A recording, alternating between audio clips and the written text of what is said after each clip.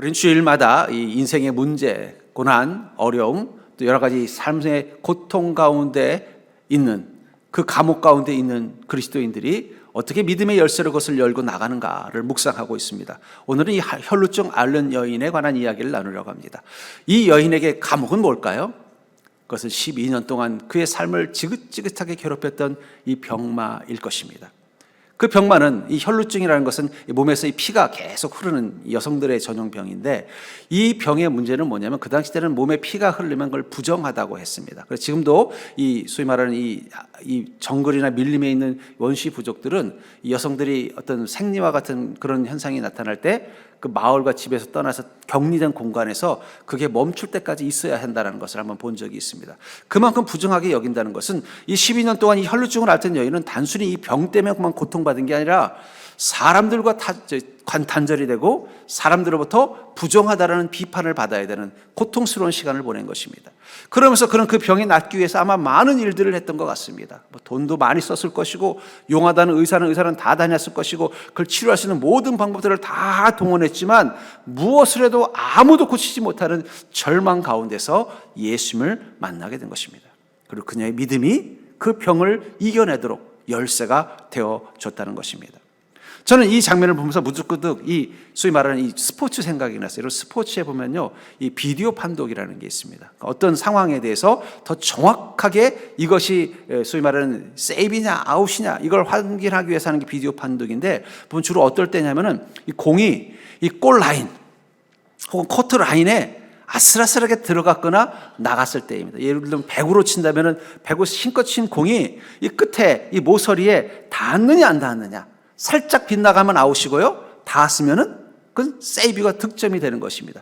그런 것처럼 아슬아슬한 그 경계선이 있다라는 거예요. 그 경계선에 따라서 그것은 득점이 되기도 하고 오히려 득점이 되지 않기도 하는 것처럼 우리 믿음 가운데도 그 믿음의 경계선이 있는 것 같아요. 하나님의 은혜와 능력을 경험하는 경계선이 있다는 것입니다.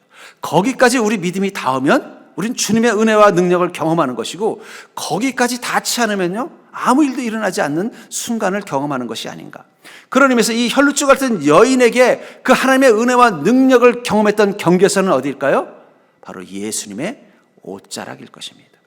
어쩌면 예수님의 옷자락은 바로 우리가 주님의 은혜와 능력을 경험할 수 있는 그 경계선, 그것을 의미하는 것이라면, 이 12년 동안 혈루증으로 고통받던 이 여인은 드디어 자신의 믿음이 그 감옥의 문을 여는 열쇠처럼 예수 그리스도의 옷자락을 붙잡는, 하나님의 은혜와 능력을 경험할 수 있는 그 경계선 안으로 들어가는 믿음이 되는 그 순간, 하나님의 능력이 그녀의 삶 가운데 모든 문제를 해결하고 치유했다는 것입니다. 근데 이 상황을 보면 참 재미있는 게 뭐냐면 45절에 보니까 예수께서 이르시되 내게 손을 댄 자가 누구냐 하시니 다 아니라 할 때 베드로가 이르되 주여 무리가 밀려들어 미나이다. 이 여인이 예수님의 옷자락을 붙잡았던 것은 이 주변 상황에 예수님 혼자 계시고 이 여인이 혼자 와서 예수님 옷 좀 만져도 되겠습니까? 이런 상황이 아니라 마치 시장처럼 엄청난 인파가 몰려온 것처럼 사람들이 다 예수님께 도움을 받기 위해서, 특별히 아마 그 병의 치유함을 받기 위해서 수많은 명자들이 예수님을 붙잡고 매달리는 시점이었다는 것입니다. 얼마나 밀렸는지 베드로가 뭐라고 하면, 이 무리가 밀려드는데 그걸 어떻게 알겠습니까? 라는 말은 이미 예수님 몸에 터치한 사람들이 얼마나 많았겠냐는 거예요. 그들 중에 많은 이들은 병자들이었을 것입니다. 근데 그들에게는 주님의 능력이 나타나지 않았다는 거예요. 근데 예수님의 옷자락을 붙잡은 이 여인에게만 주님의 능력이 나타났다는 것입니다. 왜 그랬을까요? 저는 그게 바로 그 경계선이라고 생각해요. 어쩌면 이 다른 사람들, 예수님 앞에 이 여인과 함께 예수님 앞에 섰던 사람들도, 주님께 매달리고 도움을 요청했던 사람들도 다 주님의 은혜와 능력을 구하면서 그 믿음으로 서 있던 사람들이었을 것입니다. 그런데 중요한 건 그들에게는 주님의 능력이 나가지 않았고 이 여인에게만 능력이 나갔다는 것은 마치 그 경계선에 공이 닿았느냐 아니면 살짝 비껴나갔느냐의 이 아슬아슬한 차이처럼, 그들은 안타깝게도 예수님의 옷자락을 붙잡는 믿음으로 주님 앞에 서지 못했기 때문에 비록 주님의 몸이 자신의 몸에 닿았거나 손이 닿았고 주님의 시선이 자신에게 닿았고 주님의 음성이 자신에게 닿았음에도 불구하고 주님의 능력이 자신 가운데 임하는 것을 보지 못했을 것입니다. 전 그러면서 여러분들, 우리가 믿음을 가지고 주님 앞에 설 때 이 여인처럼 예수님의 옷자락을 붙잡는 믿음을 경험한다면 우리는 그 즉시 우리 인생 가운데 주님의 은혜와 능력이 나타나서 우리 삶의 혈루병처럼 우리 삶의 주님의 은혜로 해결되어야 될 그 문제가 해결되는 기쁨을 누리게 될 줄 믿습니다. 그러니까 여러분들, 우리 믿음은 하나님의 능력을 경험하는 중요한 그 놀라운 하나님의 은혜라면, 그 믿음이 하나님의 옷자락을 붙잡는 믿음, 그 경계선 안에 들어가는 세이브라는 소리를 들을 수 있는 그 믿음이 될 때 우리는 그것을 경험한다는 것입니다. 그렇다면은 그 하나님의 능력이 내 삶에까지 경험되어지는 그 믿음의 특징이 무엇인가를 안다면 여러분들도 어떻게 했어요? 나도 예수님의 옷자락을, 여러분들 중에 혹시 나도 예수님의 옷자락을 붙잡아서 내 인생의 혈루증이, 내 인생의 문제가, 내 인생의 고통이 이제는 더 이상 내 삶을 지배하지 않도록 하나님의 능력이 임하기를 원하지 않는 사람이 어디 있겠습니까? 그리고 여러분들 중에 믿음이 없는 사람이 어디 있겠습니까? 여러분, 나는 믿음이 없는 것 같습니다. 그런 분들은 빨리 정신 차리고 저한테 와서 상담 받으셔야 돼요. 믿음 없이 이 자리에 앉아있으면 그건 구경꾼이에요. 어쩌면 예수님 이 주변에 있었던 사람들 중에는요, 예수님이라는 분의 신기해서 구경하러 온 바리새인 같은 사람도 있었을 것입니다. 그러나 교회 안에는 그런 사람들이 있으면 안 돼요. 우린 다 예수 그리스도의 은혜와 능력을 사모하며 주님의 옷자락을 붙잡는 믿음으로 내 삶의 그 혈증과 같은 아픔과 고통이 해결되기를 소망하는 마음 가지고 왔다면, 오늘 우리가 이 여인처럼 예수 그리스도의 옷자락을 붙잡을 수 있는 믿음을 알고 그것을 경험하는 자가 되어야 할 줄 믿습니다. 그렇다면 이 여인을 통해서 깨닫는 하나님의 능력이 내 삶에까지 경험되는 믿음의 특징은 무엇입니까? 저는 그것을 통해서 여러분들도 예수 그리스도의 옷자락을 붙잡을 수 있는 인생 되기를 주의 이름으로 축복합니다. 먼저 우리가 기억해야 되는 것은 죄인임을 고백하는 믿음으로 우리는 우리의 한계 앞에 서는 것입니다. 우리가 주님 앞에 설 때 어떤 존재가 된다고요? 죄인임을 고백하는 믿음으로 우리의 한계 앞에 서야 된다는 것입니다.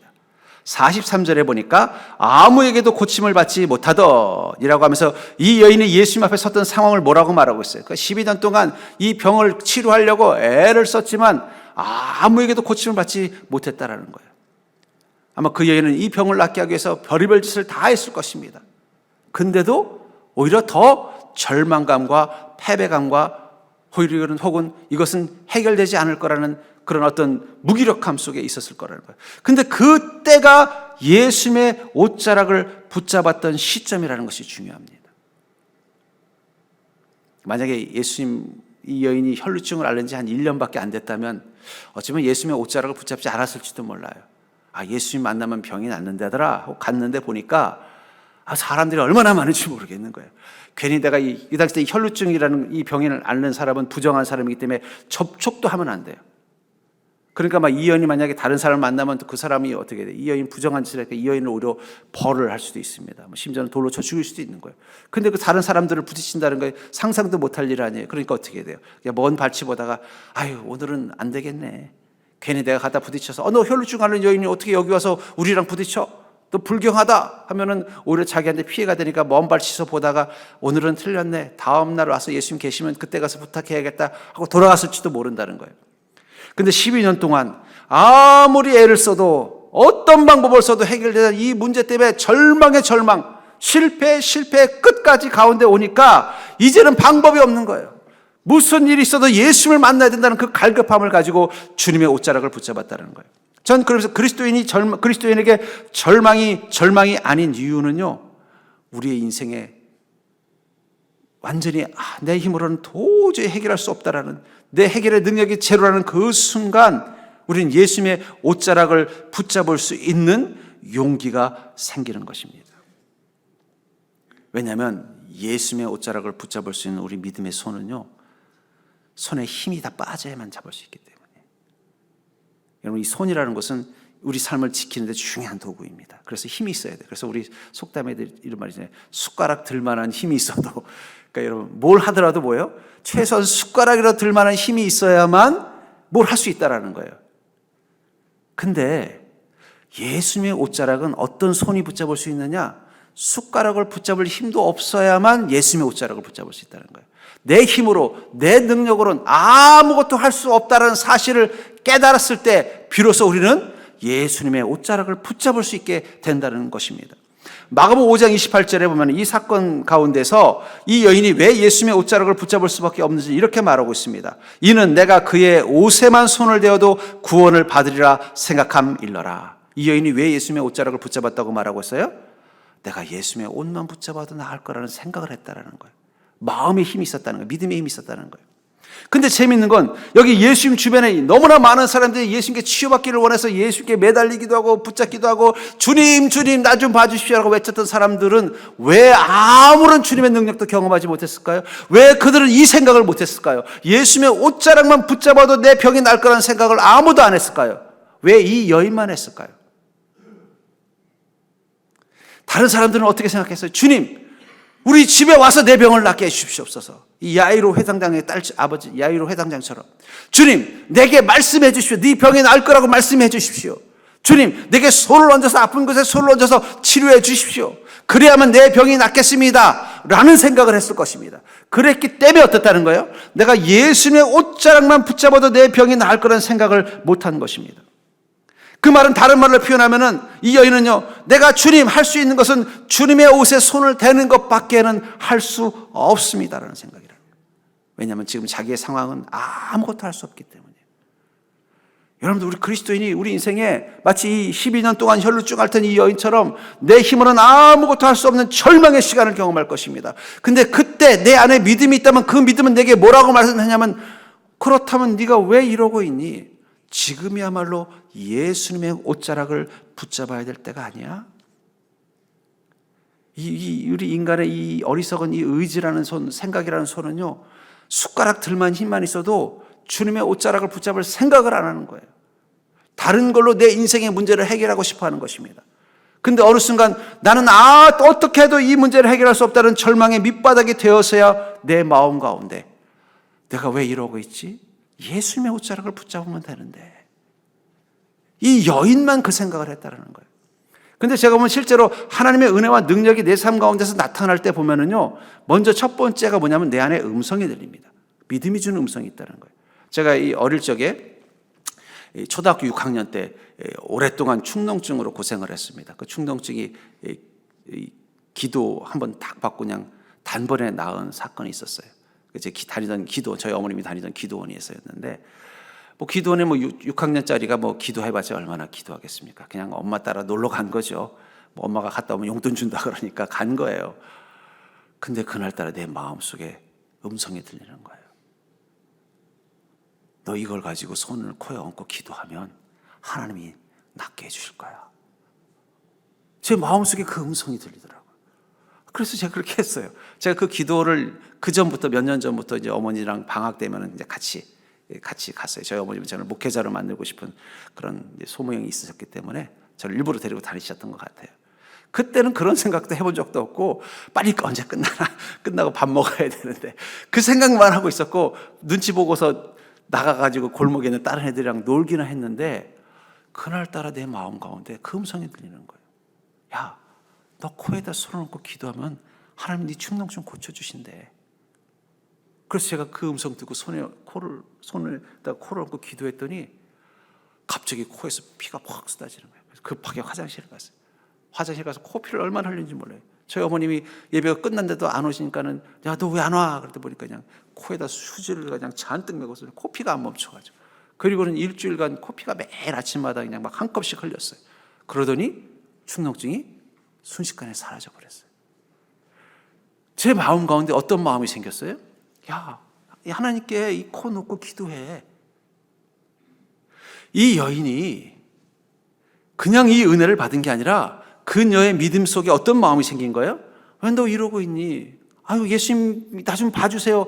안 봐주실 것 같은 거예요. 주님 내게 말씀해 주시오. 주님 나한테 말할 여력이 없으신 거예요. 주님 좀 내게 손을 얹어주시오. 나에게 손을 얹어줄 틈이 없는 거예요.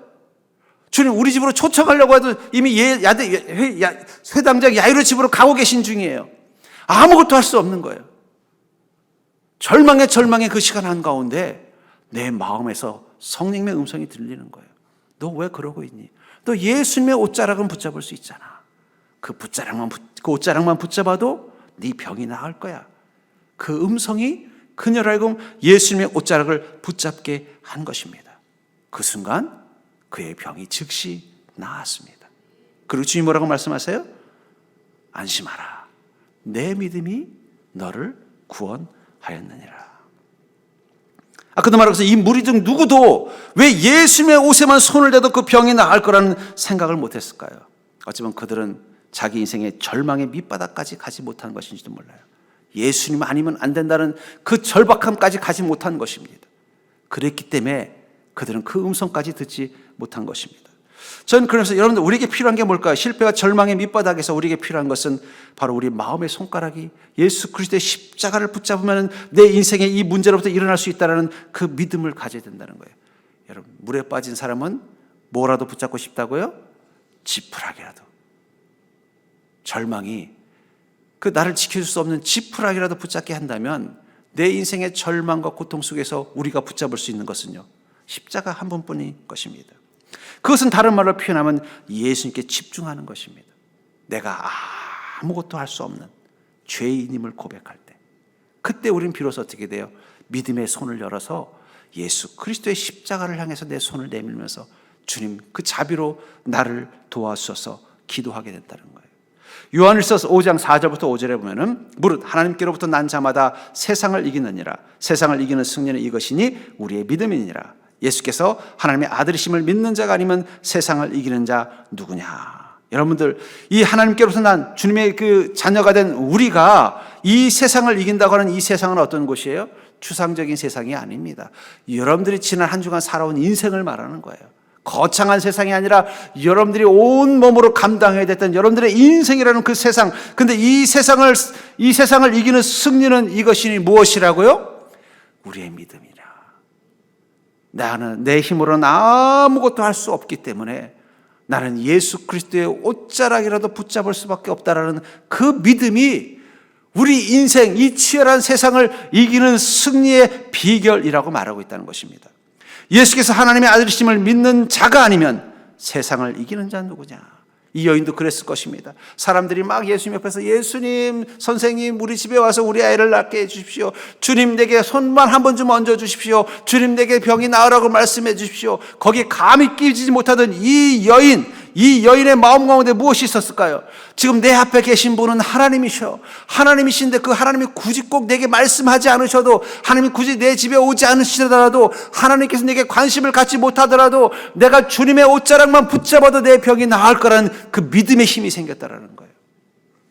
그 믿음의 힘이 그녀의 병을 치료하는 능력이 되어 주신 것입니다.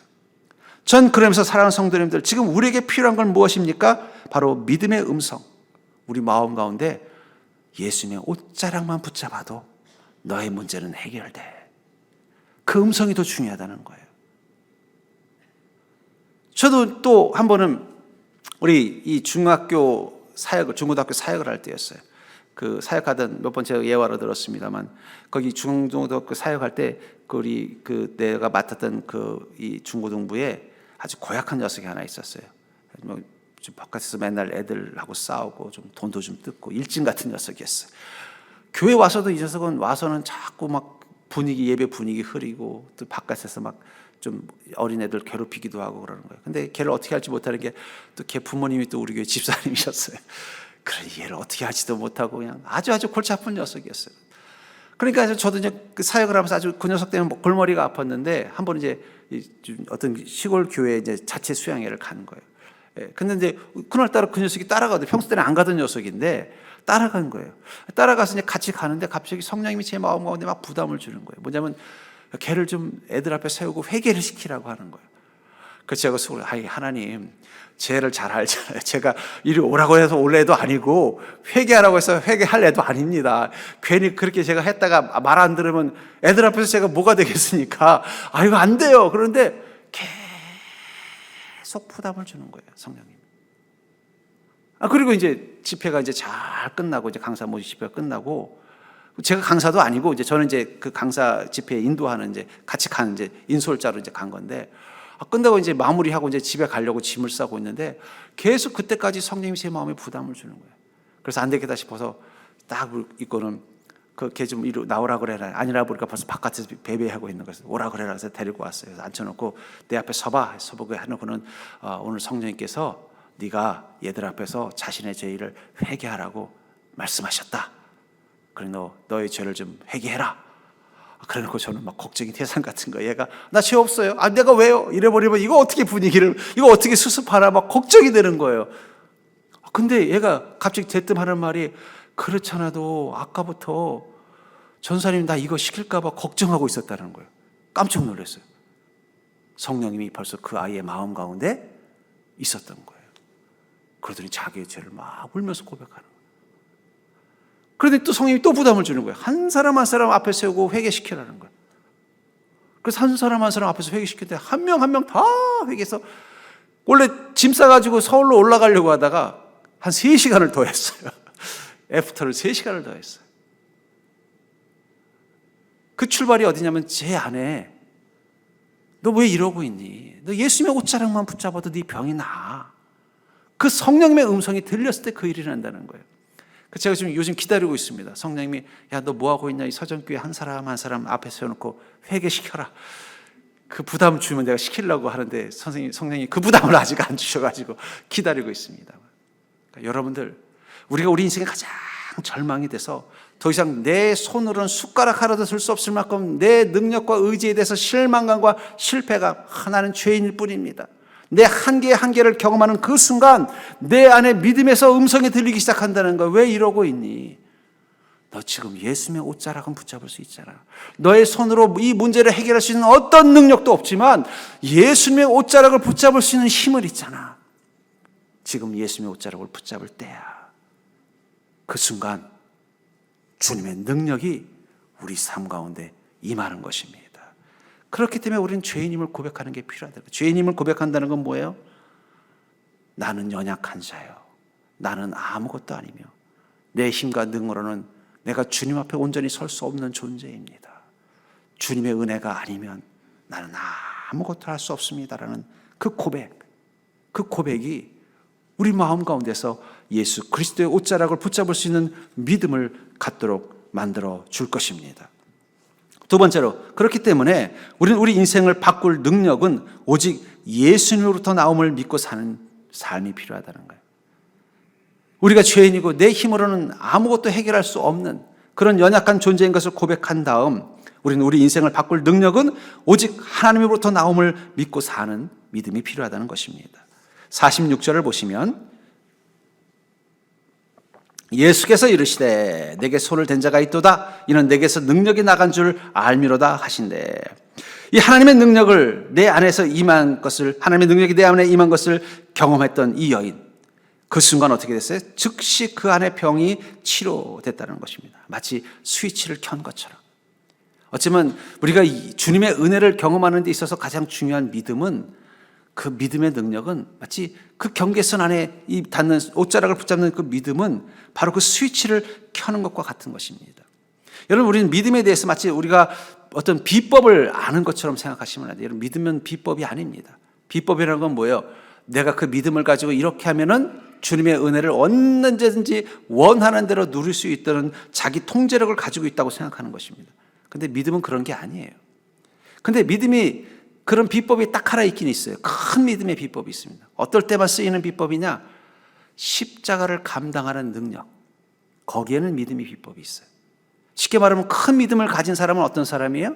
더 많은 비법을 가지고 있어서 막 병자도 치료하고 막 이적도 보고 미래도 보는 그게 아니라 내 인생의 십자가를, 내 인생의 그 무거운 십자가를 얼마나 감당할 수 있는 능력이 되는가.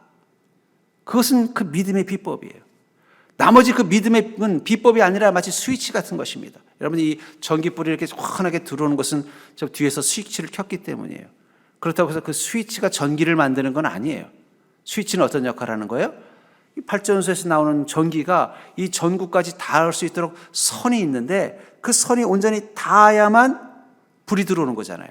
그걸 닿게 하고 못 닿게 하고 하는 게 스위치 역할이에요. 믿음은 그 스위치와 같다라는 거예요. 이 여인이 예수님의 옷자락을 붙잡은 것이 대단한 믿음의 비법이 아니에요. 그게 비법이면 다음번에도 예수님의 옷자락을 다 붙잡으면 다 병이 나을게요? 그렇지는 않다는 거예요.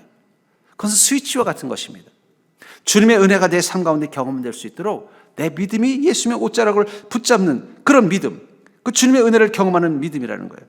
그러면 그 믿음의 능력은 뭘까요? 요한복음 5장 5절부터 8절에 보니까 이게 베데스다 목가의 한 안진뱅이가 주님을 만나서 그 병이 낫는 장면입니다. 거기 38해 된 병자가 있더라. 예수께서 그 누운 것을 보시고 병이 벌써 오래된 줄 아시고 이르시되 내가 낫고자 하느냐? 병자가 대답하되 주여 물이 움직일 때 나를 못에 넣어주는 사람이 없어 내가 가는 동안에 다른 사람이 먼저 내려가나이다. 예수께서 이르시되 일어나 내 자리를 들고 걸어가라. 여기 베데스다 목가에 있었던 이 안진뱅이, 이는 38년 동안 이 병으로 고통받고 있었어요. 근데 그가 병이 나으려면 이 물가에 들어가야 됩니다. 다른 사람들보다 먼저. 근데 중요한 건 그에게 무슨 장애가 있는 거예요? 다리를 쓸 수 없는 장애가 있는 거예요. 그럼 어떻게 먼저 들어가요? 이 사람은 38년이 아니라 100년을 베데스다에 있어도 절대 그 병이 낫지 않을 것입니다. 근데도 그는 38년 동안 어떻게 하고 있어요? 그 병이 낫기를 소원하며 이 물가에 있었다라는 거예요. 그래서 주님이 오셔서 뭐라고 하는 거예요? 얘야, 너 그 누워있는 게 오래됐구나. 그래서 너 낫고자 하냐? 그랬더니 그 뭐라고 말해요? 아이고 주님, 제가 물이 움직일 때 주님이 좀 저를 좀 안고 들어가 주십시오. 제 다리가 걸어갈 수 없기 때문에 이 병을 치료할 수 있는 방법이 없네요. 인생의 아이러니 같다라는 거예요. 주님의 은혜를 구하는데 내가 직접 그 문제를 해결할 수 있는 능력은 없는 거예요. 물가로 들어갈 능력은 없는 거예요. 그게 믿음이라는 것입니다.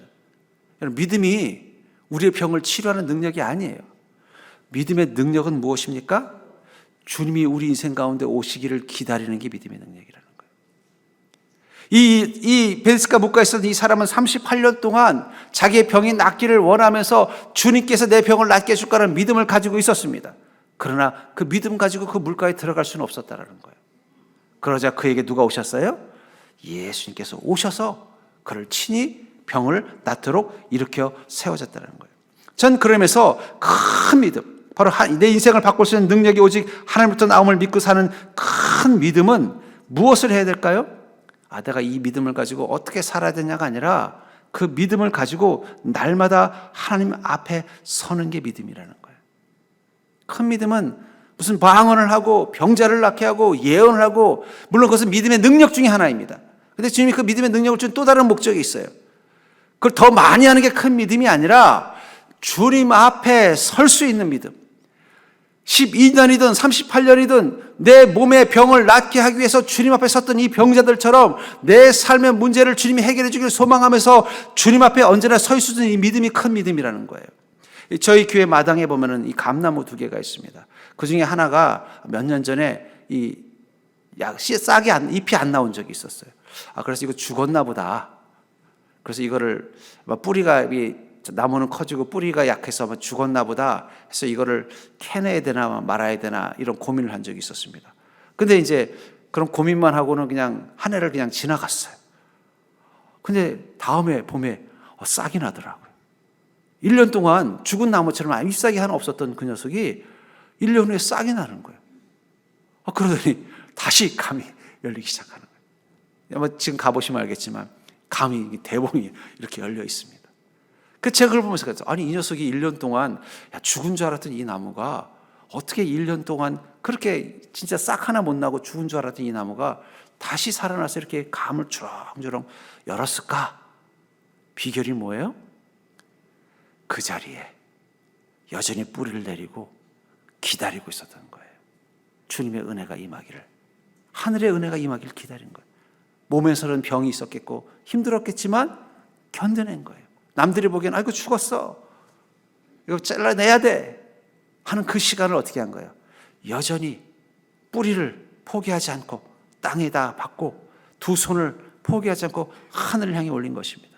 저는 그게 믿음이라고 생각해요. 너 38년 저 물가 너 못 들어가, 너는 불가능해. 12년 너 예수님 근처에 가지도 못해, 너는 불가능해 라고 말하는 그 순간 우리에게 어떤 믿음이 있어야 될까요? 큰 믿음이 있어야 되는데 그 큰 믿음이 뭐라는 거예요? 그런 순간에도 여전히 믿음의 뿌리를 내리고 기도의 손을 놓지 않는 것. 아까 우리 불렀던 찬양 중에 너 기도를 멈추지 마라. 그게 믿음이라고 저는 생각합니다. 하나님이 내 인생을 바꿀 수 있는 능력은 오직 하나님으로부터 나온다는 것을 믿는다면 우리는 날마다 믿음의 뿌리를 내리고 살 수밖에 없습니다. 날마다 우리는 기도의 손을 올릴 수밖에 없다라는 거예요. 그러면 주님이 오시는 거예요. 그러면 주님의 옷자락만 붙잡아도 주님의 능력을 경험하는 것입니다. 주님께서 친히 오셔서 우리를 이렇게 세워주시는 거예요. 우리가 베데스다 목가까지 못 들어가도 상관은 없어요. 우리가 예수님 앞에서 주님 내게 나를 좀 봐주십시오. 주님 내게 말씀을 해주십시오. 주님 우리 집으로 와주십시오. 주님 내 인생의 문제를 손을 얹어주십시오. 그렇게 못해도 상관없다라는 거예요. 내 믿음이 여전히 주님을 기다리는 믿음, 내 인생 가운데 내 인생을 바꿀 수 있는 것은 오직 하나님부터 나오는 것임을 믿고 주님을 기다리는 믿음이 있다면, 그럼 반드시 주님은 그 베데스다 목가에서 이 38년 된 병자를 만난 것처럼 만나 주실 것입니다. 급하게 야이로 회당장의 집으로 향해 가던 걸음 한가운데서도 이 여인에게 그 옷가를, 그 옷깃을 허락하실 거라는 거예요. 그러면 사랑하는 성도님들, 정말 여러분들이 내가 예수님의 옷자락에도 붙잡아서 내 병이 낫기를 소원하는 이 여인과 같은 믿음이 있다면 내 인생을 바꿀 수 있는 능력은 오직 하나님으로부터 나옴을 믿고 날마다, 마치 저희 교회 마당 앞에 그 감나무가 잎사귀 하나 나지 않았던 그 죽은 것처럼 보이던 한 해를 묵묵히 그곳에서 기다려고 버텨냈던 것처럼 주님 앞에 서는, 날마다 주님의 은혜를 삼아하는 그 믿음을 잃지 않는 자가 되기를 주님으로 축복합니다. 내 믿음이 부족해서가 아니라 내가 주님의 옷자락을 붙잡을 때가 아니어서 그런 거예요. 그걸 견뎌내는 것, 저는 그게 큰 믿음이라고 생각합니다. 그렇기 때문에 우리는 매일매일 주님의 옷자락을 붙잡는 믿음으로 살아야 할 것입니다. 매일매일 내 인생에 여전히 혈루증이 나를 고통스럽게 하고 내 인생의 두 다리가 여전히 불구가 돼서 고통스럽게 하는 것처럼 내 인생에 문제가 많은 시간일지라도 우리는 매일매일 주님의 옷자락을 붙잡는 믿음으로 살아야 할 것입니다. 48절을 보시면 예수께서 이르시되 따라 내 믿음이 너를 구원하였으니 평안히 가라 하시더라. 이 여인은 드디어 예수님을 통해서 12년 동안 자신의 인생을 고통스럽게 했던 그 문제가 해결되었습니다. 그리고 나서 그녀는 어떻게 됐을까요? 분명히 초대교회의 그리스도인이 됐을 것입니다. 그러면서 그녀는 그 후에 삶을 살 때마다 늘 이 혈루증 말고도 또 다른 인생의 혈루증을 경험했을 거예요. 가족들의 문제, 또 다른 육신의 질병, 또 삶의 여러 가지 문제들. 그녀에게는 혈루증 말고는 아무 문제 없는 인생이었겠어요. 또 다른 문제가 그녀의 삶 가운데 있을 때마다 그녀는 마음속에 이런 질문을 했을 것입니다. 지금 내가 붙잡아야 될 예수님의 옷자락은 무엇일까? 그때 그 혈루증 때문에 고통받을 때 내가 그래도 감사하게도 예수님의 옷자락을 붙잡아서 이 병이 나았는데, 또 이 문제 앞에서 내가 붙잡아야 되는 예수님의 옷자락은 무엇일까? 근데 안타깝게도 이미 예수님은 저 하늘로 올라가셨어요. 아마 그녀는 기도했을 거예요. 주님, 저에게 또 다른 혈루증이 나를 고통스럽게 하네요. 제가 예수님의 옷자락을 붙잡을 수 있는 기회를 허락하여 주시옵소서. 주님께서 그녀의 음성을 듣고 그녀에게 왔습니다. 그분이 바로 성령님이에요. 예수 그리스도의 영이신 성령님은 왜 여러분들 곁에, 여러분들 안에 계실까요? 손가락을 이렇게 한번 올려볼까요? 저를 따라봐요. 오늘도 두 개, 오늘도 예수님의 옷자락을 붙잡을 수 있도록 하게 하시기 위해서입니다. 왜 예수님께서 영으로 여러분들과 함께 계셔요? 야, 나 못 믿겠다 너, 이게 아니라 우리가 오늘도 우리 삶 가운데서 예수님의 옷자락을 붙잡을 수 있는 기회를 허락하시는 거예요. 아무튼 그 상상을 해봤어요. 예수님께서 이 야이로 회당장 집에를 가는데 막 빨리 가달라고 막 재촉을 하는 거예요. 딸이 죽어가니까. 가는데 보니까 저기 쭈뼛쭈뼛하는, 다른 사람들은 아무도 그 여인을 의식하지 못했지만 예수님을 의식했을 것입니다. 쭈뼛쭈뼛하면서 주님의 은혜를 삼아는 그 여인이 이 사람들 앞에서 어쩌지 못하고 있는 걸 보았을지도 몰라요. 그때는 아마 예수님이 좀 천천히 걸으셨을 것 같아요. 왜냐하면 그녀가 예수님의 옷자락을 붙잡을 수 있는 기회를 주기 위해서. 성령님이 우리와 함께 계신 것은요, 우리가 날마다 예수님의 옷자락을 붙잡는 믿음을 통해서 우리 인생 가운데 주님의 능력을 경험하는 삶을 살도록 하게 하시기 위해서라는 거예요. 그래서 그 여인은 깨달았을 것입니다. 그렇군요, 주님, 내 인생의 또 다른 이 혈루증으로부터 주님의 은혜를 누리게 하시기 위해서 성령님으로 내 인생 가운데 오셨군요. 제가 날마다 성령님의 옷자락을 붙잡고 사는 인생 되게 하여 주시옵소서. 여러분, 우리는 그런 축복을, 그런 기회를 이 여인처럼 받은 인생입니다. 우리는 성령님의 겉옷을 날마다 붙잡을 수 있는 것입니다. 그렇다면 성령님의 겉옷을 붙잡는다는 건 무엇입니까? 성령님께서 육으로 계시다면 붙잡기 쉽지만 영으로 계시잖아요. 영으로 계시다고 안 계신 겁니까? 보이지 않는다고 안 계시는 겁니까? 여러분들 공기가 보이십니까? 안 보이잖아요. 근데도 여러분들 공기가 있다는 걸 어떻게 아세요? 없었으면 벌써 죽었을 것이기 때문입니다. 여기 지금 공기가 있어요. 물질 중에 가장 작은 단위인 공기도 보이지 않아도 없다고 생각하지 않고 있다고 생각한다면 영이신 성령님은 당연히 안 보이는 거고 안 보인다고 없는 게 아닙니다. 우리는 그것을 느낄 수 있다는 거예요. 우리가 공기를 느끼는 것처럼. 숲에 가보십시오. 들었으면 공기가 다르다 그러잖아요. 우리는 그런 것처럼 성령님이 나와 함께 계신 게 느껴진다, 느낄 수 있다는 거예요. 그 첫 번째가 뭐냐면 바로 성령님이 나와 함께 있음을 의식하는 게 바로 성령님의 옷자락을 붙잡는 것입니다. 디모데후서 4장 22절에 보니까 나는 주께서 내 심령에 함께 계시기를 바라노니 은혜가 너희와 함께 있을지어다. 성령님께서 우리 심령 가운데 함께 계심을 날마다 의식하는 것입니다. 여러분 제일 아침에 눈 떠서 지금 성령님이 내 옆에 있다는 것을 의식하는 자 되기를 주의 이름으로 축복합니다. 그래서 여러분 일어나서 가족들한테 잘 잤어 하기 전에 누구한테 먼저 문안 인사해야 돼요? 성령님 안녕히 주무셨어요. 성령님 저도 일어났습니다. 함께 계심을 의식하라는 거예요. 보이지 않는다고, 영이라서 보이지 않는다고 안 계신 게 아니에요. 만약에 성령님이 아니라 육으로 오신 예수님이 여러분들하고 함께 계신다면 어떻게 하겠어요? 아침에 제일 먼저 일어나면 예수님 어젯밤 안 추우셨어요? 예수님 아침에 뭐 커피 한 잔 드릴까요? 예수님 오늘은 뭐 어떤 계획을 가지고 계신가요? 계속 누구에게 집중할까요? 예수님께 집중하겠죠. 아니면은 맨날 예수님하고 있으니까 불편한데 오늘은 예수님 베드로 집에 외출 가실 생각 없으시니까 요즘 저 예루살렘에 문제가 많다는데 예수님 좀 가서 출장 좀 다녀오시면 안 되겠습니까? 이러시겠습니까? 예수님 무슨 일이 있어도 제 곁을 떠나지 말아 주시옵소서. 제가 언제든지 예수님의 옷자락을 붙잡을 수 있도록 내 옆에 계셔 주시옵소서. 여러분 시장 같은 데 애기들 가면 어떻게 돼요? 불안하면 누구의 옷자락을 꽉 붙잡아요? 엄마 아빠의 옷자락을 꽉 붙잡는 것처럼 하물며 성령님, 예수 그리스도의 성령님이 우리와 함께 계신다면요, 우리는 날마다 성령님을 의식하면서 그분을 붙잡는 믿음으로 살아야 된다는 거예요. 에베소 3장 6절에 보니까 이는 이방인들이 복음으로 말미암아 그리스도 예수 안에서 함께 상속자가 되고 함께 지체가 되고 함께 약속에 참여한 자가 됨이라. 여러분들 성령님의 옷자락을 붙잡는다는 건 무엇을 말합니까? 주님의 약속에 함께 참여하는 것입니다. 주님의 약속에 참여한다는 건 뭘 말할까요? 쉽게 말하면 성령님과 함께 약속 스케줄을 잡는 거예요. 여러분들이 누구를 만나려고 전화했더니 어떡하지? 나 다른 약속이 있는데, 그러면 그 얘기는 뭐예요?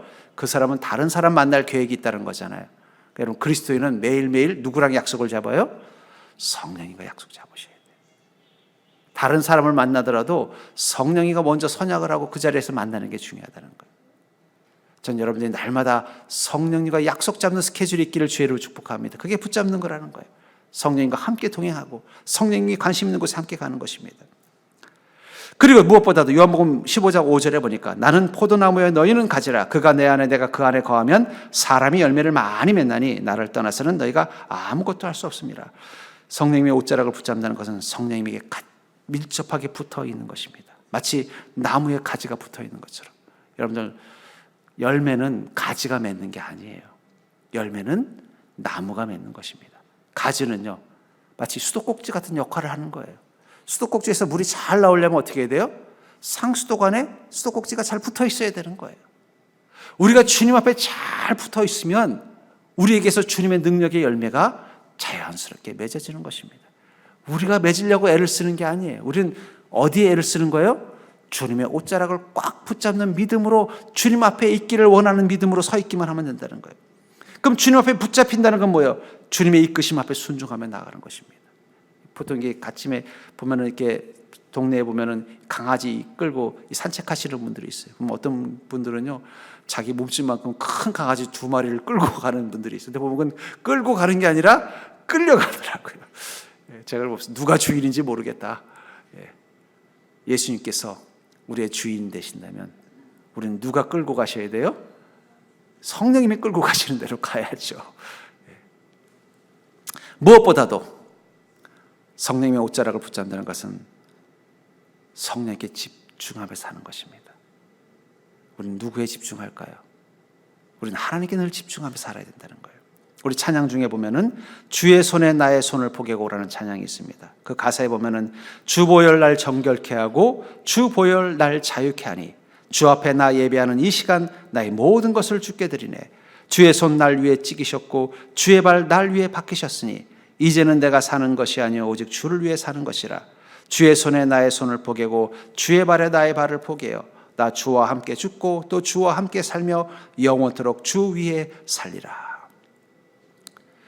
이 고백하는 이 사람, 주 보혈이 나를 정결케 하고 주 보혈이 나를 자유케 하고 나는 날마다 내가 사는 것이 아니오 주를 위해 산다는 이 고백을 통해서 성령님의 옷자락을 붙잡는 삶이 뭘까 보면 그건 주님께 집중하며 사는 거예요. 주님을 늘 의식하면서 그분 앞에서 그분을 위해서 살겠다는 고백을 하면서 주님을 의식하며 나아갈 때 어떻게 돼요? 성령의 옷자락을 꽉 붙잡고 있는 것입니다. 전 그러면서 지금 우리가 붙잡아야 되는 그 예수님의 옷자락, 그것은 어쩌면 이 찬양에서처럼 주님의 보혈을 묵상하면서 주님이 날 위해서 보혈을 흘리셨고 그것을 통해서 나를 정결케 하시며 나를 자유케 했기 때문에 이제는 내가 사는 것이 아니오 오직 주를 위해 사는 것입니다라고 하면서 주님께 집중하는 시간들을 갖는 것, 그게 바로 주님의 옷자락을 붙잡고 믿음으로 매일매일 살아가는 것입니다. 그런 인생을 살아가는 인생 가운데 성령님은 능력으로 함께 하실 것입니다. 저는 어쩌면 이 시대 그리스도인들의 믿음의 문제점은 뭘까? 바로 옷자락을 붙잡는 믿음을 잃어버린 세대이기 때문은 아닌가 하는 생각이 들어요. 믿음이 있다고 하지만 옷자락을 붙잡는 믿음을 잃어버린 세대. 예수님을 안다고 하지만, 성경을 안다고 하지만 주님의 옷자락을 붙잡는 믿음을 잃어버린 세대. 마치 요한복음 19장 3절에 보면은 13절에 보면은 예수님께 십자가 달리셨을 때 그곳에 있었던 로마의 군인들이 예수님의 옷을 취했다라고 말하고 있어요. 군인들이 예수를 십자가에 못 박고 그의 옷을 취하여 네 깃에 나눠 각각 한 깃씩 얻고 속옷도 취하니, 이 군인들은요 그냥 예수님의 옷자락을 붙잡은 정도가 아니라 그 옷을 자기 걸로 만들었습니다. 그렇다고 해서 그 군인들의 삶 가운데 주님의 능력이 임했을까요? 임하지 않았다라는 거예요. 우리가 그리스도인이 되었다고 말하고 성경을 알고 있다고 말하고 복음에 대해서 알고 있다고 말하고 믿음이 무엇인지 알고 있다고 말하더라도 그것은 이 로마 군인들이 예수님의 그 옷, 수많은 사람들의 병들을 낫게 했던 그 옷, 이 혈루증 앓던 여인이 그 옷자락만 붙잡아도 주님의 은혜로 취업을 받던 그 옷, 그것을 자기 것으로 만들었어도 주님의 은혜와 능력이 그 삶 가운데 없는 것처럼 어쩌면 우리 시대의 믿음은 그런 게 아닌가. 그 속에서 우리가 지금 가져야 되는 믿음은 무엇입니까? 바로 예수 그리스도의 옷자락을 붙잡는 믿음이라는 거예요. 어쩌면 그것은 아주 아슬아슬한, 마치 이 경계선 앞에서 파울이냐 아니면 득점이냐를 결정하는 것처럼 우리의 이 믿음 가운데 이 여인과 같이 조금만 우리의 마음을 바꾸기만 해도 우리는 충분히 그 주님의 은혜를 우리 삶 가운데 경험할 수 있다고 생각합니다. 그러면 여러분들 이 여인처럼 자기 인생의 문제로 근심하고 절망하는 마음으로 주님 앞에 선 이들이 있다면 우리 삶의 문제를 치유하고 하나님의 은혜를 경험하는 인생이 되게 하기 위하여 이 옷자락을 붙잡았던 이 여인의 믿음으로 예수님의 십자가에 간구의 손을 내미는 자가 되기를 주의 이름으로 간절히 축원합니다. 지금이야말로 여러분들이 예수님의 옷자락을 붙잡을 때예요. 매주 교회 십자가의 앞에 오더라도 주님의 옷자락을 붙잡지 않는다면 주님의 능력은 우리 삶 가운데 함께하지 않을 것입니다. 오늘 이 시간, 이 자리가 여러분들이 예수님의 옷자락을 붙잡는 놀라운 은혜의 시간이 되기를 주의 이름으로 간절히 축원합니다.